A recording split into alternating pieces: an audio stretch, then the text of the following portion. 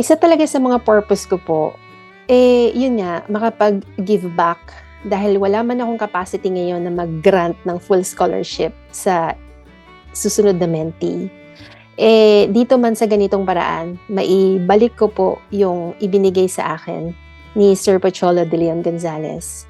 Siyempre, kasama na rin dun, gusto kong matuto ng marami pang bagay. Dahil nakaka-excite makita ko ano ba yung mga nangyayari behind the scenes. So, yun po, yun ang talagang mga dahilan ko.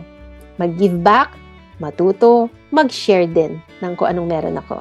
Sa pamamagitan po ng volunteer, pag-share ko ng knowledge and skills ko sa lahat ng natutunan ko during my CVAP journey. Doon po sa paraan na yon, may uphold ko dahil maipapakita ko sa mga tao at syempre sa mga bago nating mentee na ganito kaganda ang culture sa CVAP. Ganito ang pamilya ng CVAP na ang bawat isa sa atin nagtutulungan, nagpapakita ng love, commitment, and dedication. Kaya tayo nandito, kaya inaalay natin yung oras natin, ang skills and knowledge natin dahil ganoon kaganda ang culture ng CVAP. Ang mga effective na qualities and characteristics ng isang host. Number 1 yung humility. Tapos syempre, sunod na dyan yung love, commitment, dedication. Hindi mawawala yon. At enthusiasm. Kasi kung wala yon, yung pinagsama-samang yon, hindi mabubuo ang isang tao.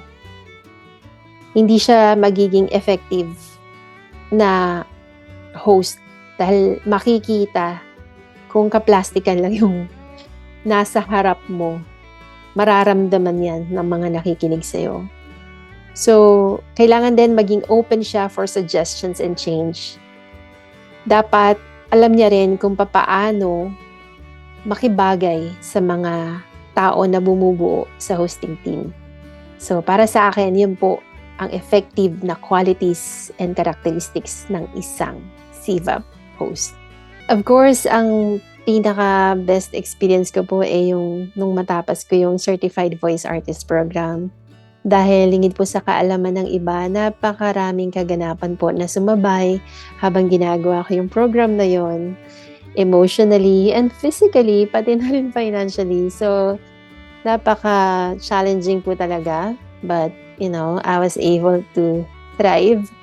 And kapag po nalagpasan mo ang isang storm, napakasarap ng pakiramdam at mas lalo mo talaga na-appreciate si Lord dahil talaga namang hindi niya ibibigay ang isang pagsubok kung hindi mo kayang i-handle yan. At ngayon po, masasabi ko talaga na nahubog ako ng sobra-sobra ulit dahil ang CVAP is an overall training program, hindi lang sa pagboboses. Personal development. Maraming nagagawa ang CVAP. And napakasarap ng pakiramdam na natapos ko yun. At yung makapag-share din ako ng kung ano yung mga alam ko sa loob at labas ng pagboboses. Napakasarap ng pakiramdam yung nakabuo ka ng maraming bagong kaibigan. Ngayon, ang dami ko ng mga voice mates sa batch 21 na talagang kaibigan ko na rin maituturing ngayon dahil nakakapag-share na rin kami tungkol sa buhay at nakakapagbigay na rin ako ng advice kapag hinihingi nila bilang isang mommy, bilang isang dating kinasal na dumaan sa mga pagsubok din. So, nasi-share ko na kung ano yung meron din ako noon na naghubog sa kung anong meron ako ngayon.